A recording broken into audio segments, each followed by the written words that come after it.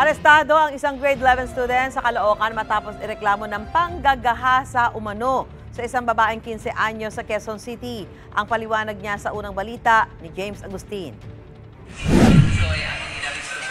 Kumakain pa sa isang fast food restaurant sa Caloocan ng 19 anyos na grade 11 student nang silbihan siya ng warrant of arrest sa mga operatiba ng Anonas Police Station. Subject siya ng warrant para sa kasong 2 counts ng statutory rape. Ayon sa pulisya, dumulog sa kanilang magulang ng biktima na residente ng Quezon City. Nakumpirma raw nila ang ibinigay na impormasyon sa e-warrant. Namataan ng tropa itong suspect. Kaya ayun po, immediately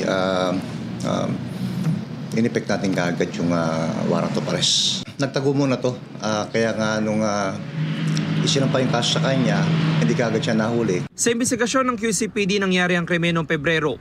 Ang biktima 15 anyos daw na babae. Doon sa investigasyon, itong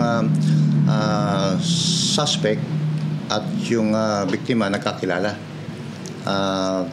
Bandang February at kasalukuyan nun, may pagkakataon na hindi umuwi ang biktima. At nung nagkataon na nakauwi ng biktima, agad-agad nagsumbong ito sa magulang niya. At yun nga, sinumbong na may nangyari. Nagalaw siya ng 2 beses. Nakakulong na ang suspect sa Anonas Police Station. Git niya hindi niya alam na may warrant laban sa kanya. Hindi ko po siya pinilit. Pero may nangyari sa'yo? Opo. Magkano ba kayo? Mag-girlfriend ko po siya.